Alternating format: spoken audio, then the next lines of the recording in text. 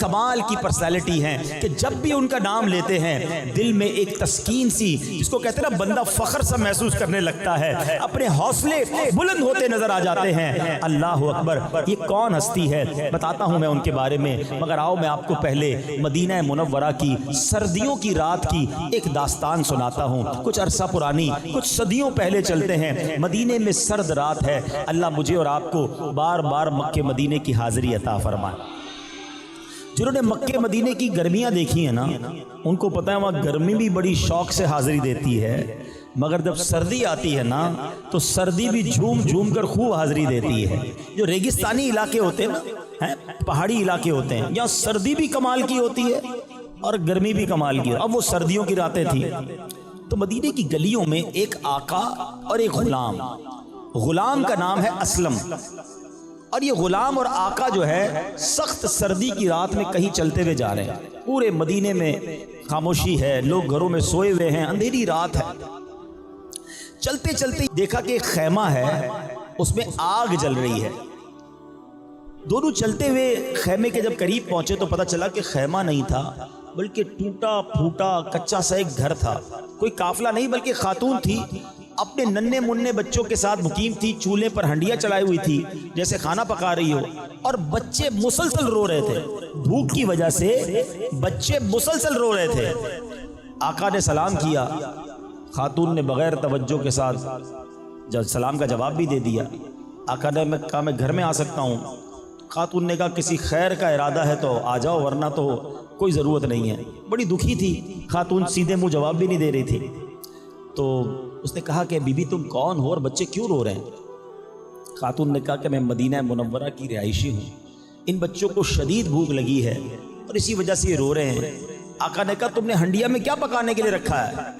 خاتون نے کہا اس میں صرف پانی ہے، میں نے بچوں کو بہلانے کے لیے پانی ہنڈیا میں رکھ دیا ہے کہ یہ تھک کر روتے روتے سو جائیں، مجھے کھلانے کو کچھ نہیں ہے، میں غریب عورت ہوں، امیر المومنین کو کیا خبر کہ ہمارا کیا حال ہے؟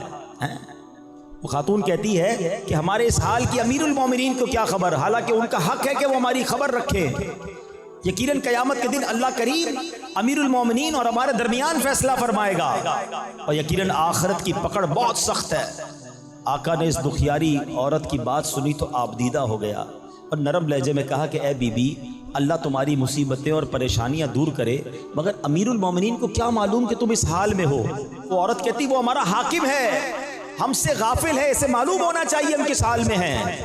بہرحال آقا اس دکھیاری عورت کی بات سن کر باہر آ گیا، اپنے خادم اسلم کو کہا کہ اسلم جلدی چلو۔ دونوں مدینہ منورہ کی آبادی سے ہوتے ہوتے ایک گوڈاؤن میں پہنچے، وہاں پر انہوں نے غلے کے گودام سے آٹا بھی لیا، غلہ بھی لیا، گندم لیا، اس میں کچھ پیسے بھی ڈالے، اور اس آقا نے وہ آٹے کی بوری اپنے کاندھے پہ اٹھا لی۔ غلام کہتا ہے آقا میں آپ کے ساتھ ہوں، مجھے یہ بوری اٹھانے دیجئے۔ آقا کہتا ہے اسلم قیامت کے دن میرے گناہوں کا بوجھ کون اٹھائے گا؟ یہ تو دنیا کا بوجھ ہے، یہ مجھے ہی اٹھانے دو۔ یہ بوری اٹھا کر جا رہا ہے، غلام کہتا ہے آقا مجھے اٹھانے دیں۔ کہا نہیں، یہ بوجھ میرا ہے، میں اٹھاؤں گا۔ آقا اس بڑھیا کے گھر پہنچتا ہے، اس کے برتن میں کھانا ڈالتا ہے اور جناب کھانا پکانے شروع ہو جاتا ہے۔ اب جب کھانا کچھ پکنے لگ گیا تو اب اس کے بعد اس نے کیا کیا، بچوں کو اپنے ہاتھوں سے کھانا کھلانا شروع کیا۔ بچے بہت خوش ہوئے، ان کا پیٹ بھر گیا، اب بچوں کے ساتھ کھیلنے لگا، بچے بھی کھیلنے لگے۔ آقا جو ہے اب سکون کا سانس لے کر اس گھر سے باہر نکلتا ہے، اور اب ایسے آ کر گھر کے باہر بیٹھ گیا جیسے کاندھے سے کوئی بوجھ اتر گیا ہو۔ وہ خاتون آقا کی طرف متوجہ ہوئی کہ تم بڑے شفیق ہو، تم بڑے مہربان ہو، تم نے میرے روتے ہوئے بچوں کے چہروں پر مسکراہٹ بکھیر دی ہے، اللہ تمہیں اس کی بہترین جزا عطا فرمائے۔ حقیقت تو یہ ہے کہ تم امیر المومنین بننے کے حقدار ہو۔ اسلم دیکھ رہا تھا کہ اب یہ خاتون کے اندر زبردست تبدیلی آ چکی تھی، بڑی خوش نظر آ رہی تھی۔ بہرحال اگر آقا کی جگہ کوئی اور ہوتا تو وہ بڑا پھولتا، بڑا جناب آکڑتا، مگر وہ آقا بالکل تعریفی کلمات پر توجہ نہیں دی، بلکہ کہا کہ جیسا تم کہہ رہی ہو ایسا بالکل نہیں، میں اور امیر المومنین بننے کا حقدار، یہ تو بڑی عجیب بات ہے۔ ہاں ایک بات ہے کہ جب تم کل امیر المومنین کے دربار میں آؤ گی تو مجھے وہاں وہاں ضرور دیکھو گی۔ بہرحال اب یہ مدینہ منورہ کی گلیوں سے گھومتے گھومتے گھر واپس آ گئے۔ اے میرے پیارے اسلامی بھائیوں، اب جتنے لوگ سن رہے ہیں سب کے ذہنوں میں ایک سوال پیدا ہو رہا ہوگا کہ مدینہ منورہ کی سخت سردی میں گلیوں کا دورہ کرنے والا وہ آقا کون تھا جو اپنے خادم کے ساتھ شہر مدینہ کا دورہ کرنے نکلا؟ یہ کون تھا؟ وہ کون تھا جو خادم اور آقا کے لباس میں بھی فرق نہیں تھا؟ یہ کون تھا کہ جس کے دل میں پیارے آقا کی امت کی خیر خواہی کا جذبہ کوٹ کوٹ کر بھرا ہوا تھا؟ وہ کون آقا تھا جو کاندھے پر اناج اٹھا کر اس بوڑھی خاتون کے گھر پہنچتا ہے، بچوں کو اپنے ہاتھوں سے کھلاتا ہے، جب تک بچے خوش نہیں ہوتے اسے سکون نہیں آتا؟ یہ کوئی اور نہیں، یہ ہم سب کے امام امیر المومنین خلیفۃ المسلمین مسلمانوں کے دوسرے خلیفہ حضرت عمر فاروق اعظم رضی اللہ تعالیٰ۔ یہ وہ جذبہ تھا، یہ وہ تربیت مصطفیٰ صلی اللہ تعالیٰ علیہ وسلم کا شاہکار ہے کہ نبی پاک کی امت کا خیال ایسا تھا۔ حضرت عمر فرماتے ہیں کہ اگر کسی نہر کے کنارے بکری بھی پیاسی مر جائے تو عمر سے اس کا سوال کیا جائے گا۔ حضرت عمر فاروق اعظم رضی اللہ تعالیٰ عنہ کی جو سیرت ہے وہ ساری دنیا کے جو حکمران ہیں ان کے لیے درس ہے کہ جو اپنی رعایا کا ایسے خیال رکھا کرتے تھے، وہ بڑے بڑے محلات میں نہیں رہتے۔ اللہ اکبر، ذرا سوچئے، یہ وہ لوگ تھے جو نبی پاک کے تربیت یافتہ تھے۔ لگژری لائف نہیں بلکہ وہ سادہ زندگی گزار کر امت کی خیر خواہی کیا کرتے تھے۔ آپ کو فاروق اعظم کہا جاتا ہے۔ فاروق پتہ ہے کس کو کہتے ہیں؟ فرق ڈالنے والے کو، ڈفرینشیٹ کر دینے والے کو۔ جب سے آپ ایمان لائے حق اور باطل کے درمیان ایسا فرق ڈال دیا اور مسلمانوں کو ایسا غلبہ نصیب ہوا کہ آپ کا نام جو ہے وہ فاروق اعظم پڑ گیا۔ یاد رہے، امیر المومنین سب سے پہلے دنیا میں اگر کسی کو کہا گیا نا تو وہ حضرت عمر فاروق کو کہا گیا، کیونکہ حضرت ابوبکر صدیق رضی اللہ تعالیٰ کو خلیفۃ الرسول اللہ کہا جاتا تھا۔ ٹھیک ہے، تو آپ سے لوگوں نے کہا کہ حضور اب آپ ہمارے امیر بن گئے ہیں تو آپ کو ہم کیا کہیں؟ آپ نے کہا اگر مجھے خلیفۃ الرسول اللہ تو مجھے نہیں کہہ سکتے کیونکہ میں تو حضرت ابوبکر کا خلیفہ ہوں، تو پھر خلیفۃ الرسول اللہ کہنا پڑے گا تو بہت بڑا ہو جائے گا۔ تو لوگوں نے کہا حضور ہم مومن ہیں، آپ ہمارے امیر ہیں، تو پھر آپ امیر المومنین ہوئے۔ کہا یہ ٹھیک ہے۔ تو سب سے پہلے امیر المومنین جن کو کہا گیا وہ فاروق اعظم رضی اللہ تعالیٰ عنہ ہیں۔ آپ کو پتہ ہے جمعے کے خطبے میں ہم یہ جو بڑے بڑے 4 صحابہ کرام ہیں نا، ان کا ذکر بڑے پیارے انداز میں سنتے ہیں۔ اب پرابلم یہ ہے کہ ہم آتے تو ہیں ہر جمعے کو، امام صاحب کہتے کیا ہیں سمجھ کسی کو نہیں آتی، نہ کسی کو سمجھنے کی ضرورت ہے، نہ کسی کے پاس ٹائم ہے۔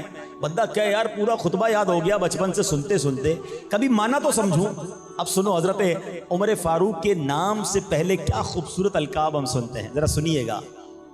اعدل الاصحاب مزین المنبر والمحراب الموافق رأیہ للوحی والکتاب سیدنا و مولانا الامام امیر المؤمنین وغیظ المنافقین امام المجاہدین فی رب العالمین ابی حفص عمر بن الخطاب رضی اللہ تعالی عنہ۔ سبحان اللہ۔ اب آپ کے ان القاب کا ذرا معنی سمجھنا۔ آپ اعدل الاصحاب، سارے صحابہ میں سب سے زیادہ عدل کرنے والے، آپ کی عدالت کے تو چرچے تھے نا، اعدل الاصحاب ہیں۔ مزین المنبر والمحراب، محراب اور منبر کی آپ زینت ہیں۔ اللہ اکبر۔ الموافق رأیہ للوحی والکتاب، آپ کی زبان پر رب نے کیسا حق جاری کیا، ایک بار نہیں، 2 بار نہیں، علماء فرماتے ہیں 20 بار ایسا ہوا کہ حضرت عمر فاروق کوئی مشورہ نبی پاک کی بارگاہ میں پیش کرتے، اسی مشورے کی تائید میں قرآن کی آیت نازل ہو جاتی تھی۔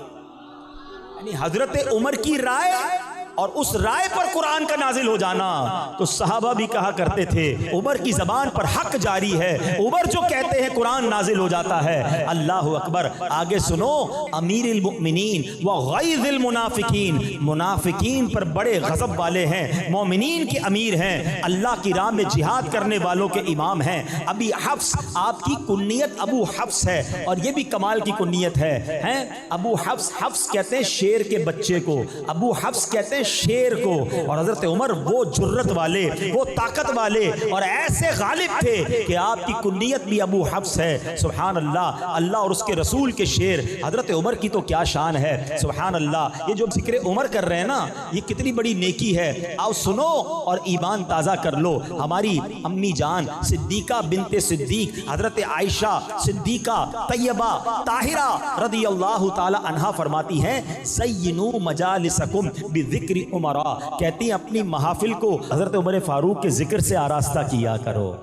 جب بیٹھا کرو نا تو عمر کا ذکر کر لیا کرو، دوستوں میں بیٹھو، گھر میں بیٹھو، مجالس اکیلے بیٹھنے کو بھی مجلس کہتے ہیں، اکیلے میں بھی عمر کا ذکر کیا کرو، تمہاری مجلس کی زینت بڑھ جائے گی۔ تو آؤ امی حضور کا حکم مانتے ہوئے حضرت عمر کا ذکر کرتے ہیں، اللہ ان کے صدقے ہم پر رحمتوں کی بارش نازل فرمائے۔ ارے حضرت عمر کی فضیلت بیان کرنے کے لیے ایک ہی حدیث کافی ہے، اللہ کے نبی فرماتے ہیں میرے بعد کوئی نبی ہوتا تو عمر ہوتا۔ اب امیجن تو کریں نا، اب سوچے تو صحیح کہ وہ کیا پرسنالٹی ہوں گے کہ جن کے بارے میں یہ کہا جا رہا ہے۔ اللہ اکبر، حضرت عمر کا ایمان قبول کرنے کا واقعہ کیا کمال کا واقعہ ہے، مختلف روایتوں میں مختلف انداز سے نقل کیا گیا۔ ماجرا یہ تھا، حضرت عمر جب ایمان نہیں لائے تھے، ٹھیک ہے، 39 مسلمان ہوئے تھے، ذرا سمجھیے گا دور کیسا تھا کہ صرف 39 مسلمان تھے، ٹھیک ہے، 39 مرد مسلمان ہوئے تھے، کچھ خواتین ہوئی ہوں گی۔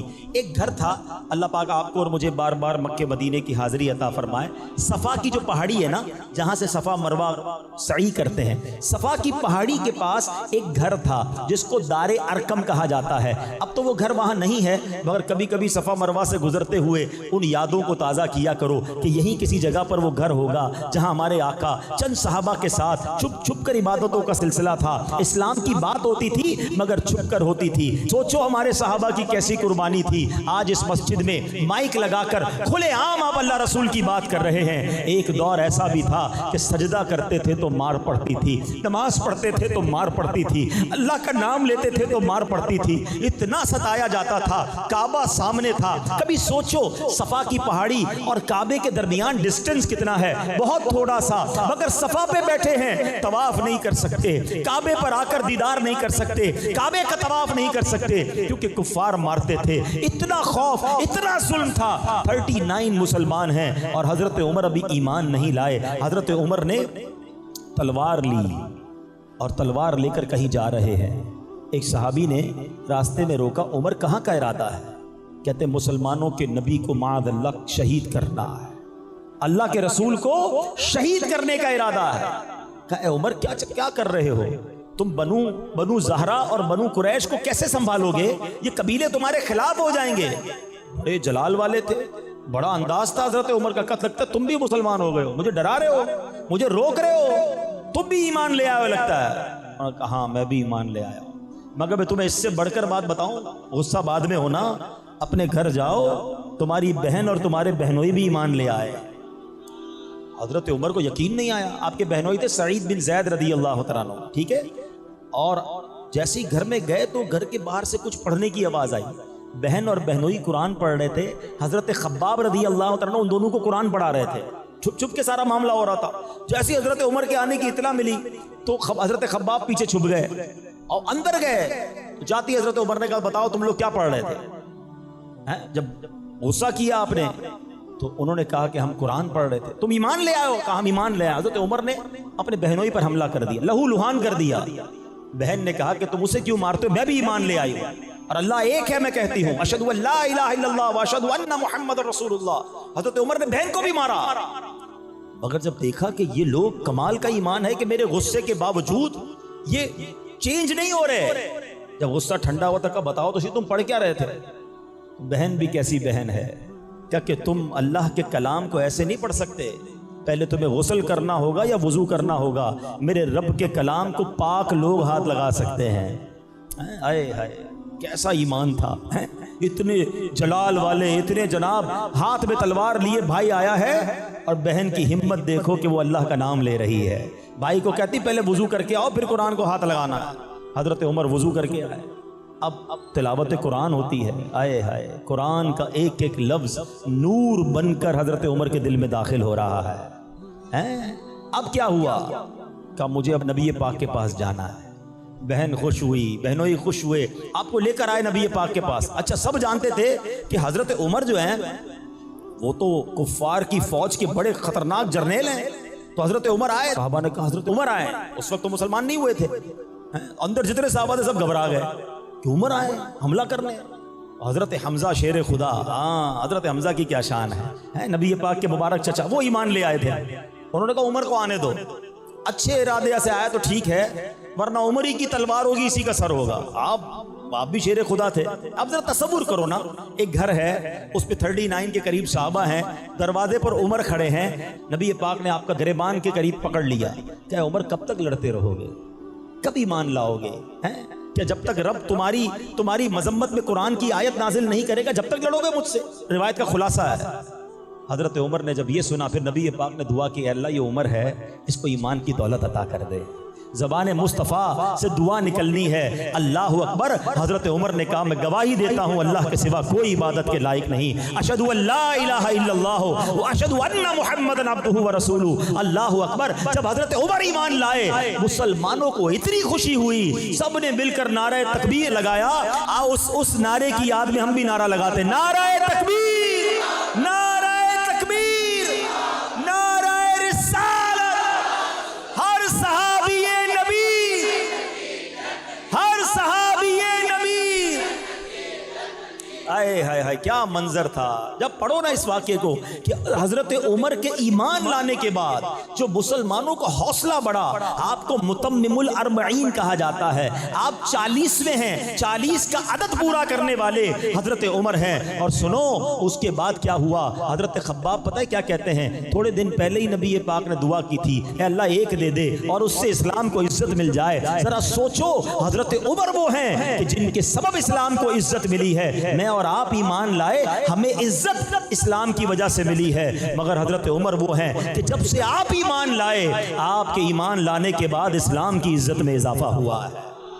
کئی بار سنا ہوگا وہ شعر، اب آؤ اس کا ترجمہ سمجھ آئے گا۔ نبی پاک بڑے غمزدہ تھے، ان بدبختوں نے بڑا تنگ کیا ہوا تھا، اور آقا نے دعا کی تھی اے اللہ عمر کو اسلام کی دولت دے۔ جب آپ ایمان لائے تو نبی پاک کے دل کو کیسی ٹھنڈک ہوئی۔ سنو بریلی کے تاجدار لکھتے ہیں، ناریوں کا دور تھا دل جل رہا تھا نور کا، ناریوں کا دور تھا دل جل رہا تھا نور کا، تم کو دیکھا ہو گیا ٹھنڈا کلیجہ نور کا۔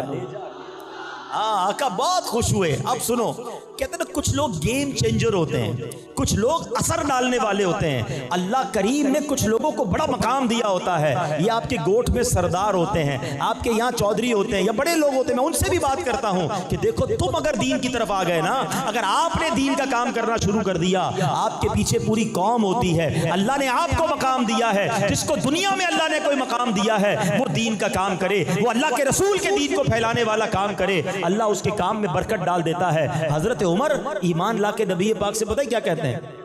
اچھا ایک اور بات، تھوڑی سی اور دلچسپ خوبصورت بات، دنیا میں ایسی کوئی شخصیت نہیں ہے کہ جس کا یہ کمال ہو۔ دیکھیں یہ تو ہوتا ہے، آپ کے یہاں ساتھ بھی ہوا ہوگا، کبھی ہمارے ساتھ بھی ہوا ہوگا، کوئی لڑنے آئے ہیں، کوئی اللہ نہ کرے ڈاکہ مارنے آئے، یہ جان سے ہی مارنے آئے، اور کسی شریف آدمی کو دیکھ کر کہے کہ چلو یار آپ کو چھوڑ دیا۔ یہ تو پاسبل ہے دنیا میں، مگر دنیا میں ایسا کبھی نہیں دیکھا کہ جو جان لینے آئے وہ دیدار کر کے ان کے قدموں میں جان دینے والا بن جائے۔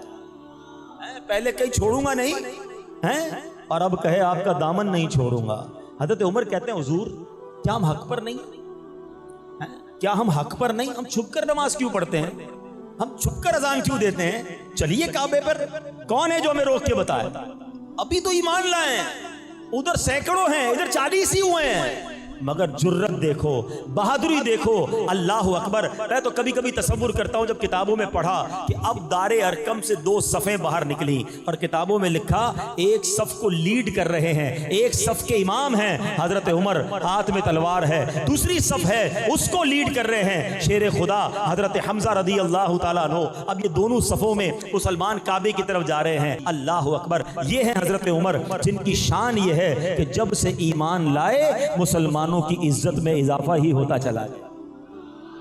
کیوں نہ حضرت عمر سے پیار کریں، کیوں نہ حضرت عمر کا تذکرہ خیر کریں. اللہ اکبر، کیسی کیسی شانیں احادیث میں بیان ہوئی کہ انسان سنے تو ایمان تازہ ہو جاتا ہے. سنو، حضرت عمر فاروق وہ عظیم صحابی ہیں کہ دنیا میں آپ کا نام مبارک عمر ہے، آسمانوں میں آپ کے نام کو فاروق کے نام سے پہچانا جاتا ہے.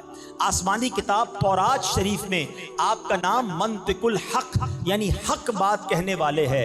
انجیل شریف میں آپ کا نام نامی کیا ہے؟ کافی. اور جنت میں آپ کا نام اقدس سراج ہوگا. سبحان اللہ. نبی پاک علیہ الصلوۃ والسلام کے یہ عظیم صحابی مکہ مکرمہ میں پیدا ہوئے. 40 کا عدد ان کی وجہ سے پورا ہوا اور آپ کو مراد رسول بھی کہا جاتا ہے. آپ کا عدل و انصاف بے مثال تھا، اس لیے عدل الاصحاب کہلاتے تھے. صحابہ میں سب سے بڑھ کر عدل کرنے والے حضرت عمر 63 سال اس دنیا میں تشریف فرما رہے. 12 سال تک آپ نے خلافت کے فرائض سر انجام دیے اور وہ دور مسلمانوں کا سنہرا دور تھا. آپ کا انداز حکومت، آپ کا عدل و انصاف، آپ کا مبارک اخلاق و کردار، خوف خدا، تقوی و پرہیزگاری، عاجزی اور انکساری، رحم دلی قیامت تک کے لیے آنے والے مسلمانوں کے لیے ایک شاندار نمونہ ہے. آپ کو پتہ ہے آج بھی دنیا کی بڑی بڑی سپریم کورٹس میں، بلکہ یورپ کے، امریکہ کی عدالتوں میں بھی عمر لا پڑھایا جاتا ہے. حضرت عمر نے اس دنیا میں بہت سارے کام پہلی بار کیے.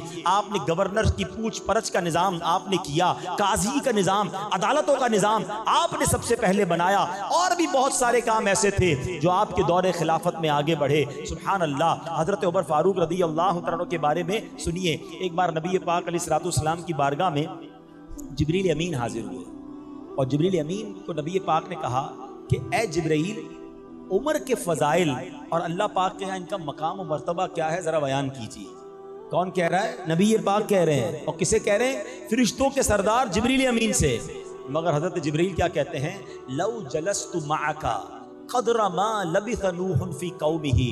حضور میں اتنے سال آپ کے پاس بیٹھوں جتنی حضرت نوح علیہ السلام کی عمر ہے. لم استطیع ان اخبرک بفضائل عمر وما له عند اللہ. حضور میں آپ کی خدمت میں بیٹھوں اتنی سال جتنی حضرت نوح کی عمر تھی اور میں ساری عمر فضائل عمر بیان کرتا رہوں، حضور پھر بھی پورے طور پر بیان نہیں کر سکوں گا. بیت المقدس، اللہ اکبر. یہ واقعہ سننے والا ہے کہ حضرت عمر کا ذکر کیسے آسمانی کتابوں میں تھا کہ بیت المقدس جب فتح ہوا نا تو اس کی فتح کا واقعہ بڑا حیران کن ہے. جب پہلی بار فتح ہوا حضرت عمر کے دور میں، حضرت عمر فاروق اعظم رضی اللہ تعالیٰ عنہ نے، بہت بڑے صحابی ہیں، جرنیل ہیں، عشرہ مبشرہ میں سے ہیں، حضرت ابو عبیدہ بن جراح رضی اللہ تعالیٰ عنہ، ان کو انہوں نے سپہ سالار بنایا اور لشکر دے کر بیت المقدس روانہ کر دیا. حضرت ابو عبیدہ بن جراح رضی اللہ تعالیٰ عنہ لشکر کے ساتھ بیت المقدس پہنچے اور انہوں نے جو بیت المقدس کا جو قلعہ تھا جس میں کافر اندر تھے، غیر مسلم اندر تھے، آپ نے اس کا گھیراؤ کر لیا. 4 مہینے تک محاصرہ کر کے رکھا مگر فتح نہیں ملی. 4 مہینے ہو گئے، نتیجہ بھی کوئی نہ نکلا. بیت المقدس میں ان غیر مسلموں کا ایک بہت بڑا راہب تھا جو ان کا یوں سمجھ لیں پادری سمجھ لیں. وہ قلعے کی دیوار پر چڑھا اور ابو عبیدہ بن جراح رضی اللہ تعالیٰ عنہ سے کہا کہ ہم ہر حال میں تم سے جنگ کریں گے، ہمارے شہر کو صرف ایک ہی شخص فتح کر سکتا ہے، اس کے اوصاف ہماری کتابوں میں لکھے ہیں اور سنو وہ تم نہیں ہو.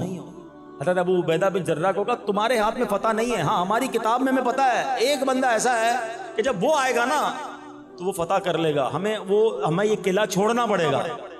اچھا، حضرت ابو عبیدہ بن جراح جو بڑے کمال کے تھے، کہا بتاؤ تو صحیح وہ کون ہے، کسی طرح پتہ تو چل جائے کہ ان کی کتابوں میں کس کا ذکر ہے. اچھا، وہ راہب بھی کمال ہے، اس نے بتا دیا کہ کہا ہماری کتاب میں لکھا ہے کہ وہ جناب محمد رسول اللہ صلی اللہ تعالی علیہ وسلم کا امتی ہوگا، اس کا نام عمر بن خطاب ہوگا، لوگ اسے فاروق کہیں گے، دینی معاملات میں بڑا سخت ہوگا، اللہ پاک کے معاملے میں لوگوں کی ملامت کی وہ پرواہ نہیں کرتا ہوگا. سبحان اللہ. حضرت ابو عبیدہ بن جراح نے یہ سنا تو آپ تو خوب خوش ہو گئے، نعرہ لگایا آپ نے کہا فتحنا البلد ورب الکعبہ، رب کعبہ کی قسم ہم نے یہ شہر فتح کر لیا. چابی مل گئی نا، اس کے منہ سے نکل گیا، ہماری کتابوں میں لکھا ہے، آسمانی کتابوں میں لکھا ہے بیت المقدس فتح ہوگا مسلمانوں کے ہاتھوں. مگر ابو عبیدہ بن جراح تم نہیں ہو، وہ ایک کوئی اور ہے. اچھا اس کو یہ نہیں پتا تھا شاید کہ حضرت عمر حیات ہیں اور حضرت عمر نے ان کو بھیجا ہے. حضرت ابو عبیدہ بن جراح نے فوراً لیٹر لکھا حضرت عمر کو, حضور تشریف لائیے, اب کام آپ کے ہاتھ سے ہی ہونا ہے, اب کسی اور کے ذریعے نہیں ہونا. اب سنو مسلمانوں کے خلیفہ ہیں, عاجزی اور انکساری کا عالم کیا ہے. کسی کو پتا چلے کہ آپ جناب آئیے, بہت بڑا کام آپ کے ہاتھ سے ہونے والا ہے, وہ پہلے تو لشکر تیار کرتا ہے, پھر تو جناب شہر میں خبر دیتا ہے کہ دیکھو میری شان یہ ہے, میں جب تک نہیں جاؤں گا افتتاح نہیں ہوگا, دروازہ نہیں کھلے گا, کام نہیں ہوگا. حضرت عمر اپنے غلام کے ساتھ روانہ ہوتے ہیں. خچر ایک ہے, سواری ایک ہے, سفر بہت بڑا تھا, تو کہا ایسا کرتے ہیں کچھ گھنٹے میں سواری کروں گا, تم لگام کھینچ کے اس خچر کو یا گھوڑے کو چلانا, اس کے بعد کچھ گھنٹے تم سواری کرنا تو میں چلاؤں گا. اللہ اکبر, کیا دنیا نے یہ مثال دیکھی کہ غلام خچر پہ بیٹھے اور امیر المومنین سواری کو چلائیں. ایسا ہی ہوتا رہا, یہ باریاں ہوتی گئیں. حضرت عمر بیت المقدس کے پاس پہنچ گئے. کمال دیکھو, اب جب بیت المقدس کے قریب پہنچنے کا وقت آیا نا, تو وہ باری آپ کے غلام کے خچر پہ بیٹھنے کی تھی. غلام کہتا ہے حضور سارا شہر آپ کا انتظار کر رہا ہے, پوری فوج آپ کا انتظار کر رہی ہے, ہم قریب پہنچنے والے ہیں, کتنا برا لگے گا کہ میں خچر پر بیٹھوں, آپ پیدل چلیں. نہیں حضور باری تو میری ہے, میری عرض سن لیں, آپ بیٹھ جائیں, لوگ آپ کے استقبال کے لیے موجود ہیں. اللہ اکبر, ایسے ہی نہیں عادل الاصحاب کہا جاتا ان کو, ایسے ہی عدل کا شہنشاہ نہیں کہا جاتا. عمر کہتے ہیں باری تمہاری ہے, کوئی بات نہیں. اگر وہاں پر قوم استقبال کے لیے موجود ہے, اس دنیا نے یہ منظر دیکھا, امیر المومنین خلیفۃ المسلمین نبی پاک کے چہیتے صحابی جن کے ہاتھوں پر بیت المقدس فتح ہونا ہے, ان کا غلام خچر پر بیٹھا ہے اور وہ امیر المومنین اس خچر کی لگام تھامے بیت المقدس میں داخل ہو رہا ہے. اللہ اکبر, دروازہ کھٹکھٹایا گیا, بیت المقدس کا وہ راہب جو ہے وہ باہر آیا, اور جب اس نے باہر آ کر حضرت عمر فاروق کو دیکھا, دیکھتے ہی پہچان گیا کہ ہماری کتابوں میں جس بندے کے بارے میں, جس شخصیت کے بارے میں نشانی ہے, یہ وہی ہیں جن کا ذکر ہماری کتابوں میں ہے. شہر انہوں نے فتح کرنا ہے. ان کافروں نے بغیر لڑائی کے بیت المقدس عمر فاروق اعظم کے حوالے کر دیا. مسلمانوں کو ایسی عظیم فتح نصیب ہوئی کہ جناب کوئی تلوار نہ چلی, بلکہ بغیر لڑائی کے بیت المقدس فتح ہو گیا, کیونکہ انہیں معلوم تھا ہماری کتابوں میں ان کا ذکر ہے. اب ذرا سوچو ان کا مقام کیسا ہوگا, ان کا مرتبہ کیسا ہوگا کہ ان کا ذکر صدیوں پہلے اللہ کی کتابوں میں لکھا ہے. یقیناً اب تو بائبل, انجیل اور توریت میں تحریف کر دی گئی ہے, اب وہ ایسی کتاب نہیں رہی جیسی پہلے نازل ہوئی تھی, اب ہمارا پڑھنا بھی جائز نہیں ہے. لیکن بتانا یہ مقصود ہے کہ یہ وہ ہستیاں ہیں جن کا ذکر اس طرح پرانی کتابوں میں تھا. سبحان اللہ. میرے پیارے اسلامی بھائیوں, ایسے ایسے واقعات ہیں. حضرت عمر فاروق رضی اللہ تعالیٰ عنہ کے بارے میں آتا ہے کہ آپ کی حضرت ام کلثوم رضی اللہ تعالیٰ عنہ پیارے آقا کی پیاری نواسی ہے, بی بی فاطمہ کی شہزادی تھی, وہ حضرت عمر کی زوجیت میں تھی. تو ایک دن حضرت عمر فاروق نے دیکھا کہ حضرت ام کلثوم بڑی رو رہی ہیں, تو آپ نے رونے کا سبب پوچھا, تو کہا کہ کعب الاحبار رضی اللہ تعالیٰ کہتے ہیں کہ آپ جہنم کے دروازے پر ہیں. صحابی رسول حضرت عمر کا کمال دیکھیں, خود بہت بڑے صحابی عشرہ مبشرہ میں ہیں, یقیناً حضرت کعب الاحبار کا بڑا نام ہے, مگر حضرت عمر فاروق تو ان سے زیادہ افضل ہیں. مگر جب یہ سنا تو آپ ڈر گئے, فوراً حضرت کعب الاحبار سے رابطہ کیا اور کہا تم میرے بارے میں یہ کہتے ہو میں جہنم کے دروازے پہ ہوں. تو کعب الاحبار پتہ کیا کہتے ہیں, اے امیر المومنین جلدی مت کیجئے, پہلے میری بات تو پوری سن لیں.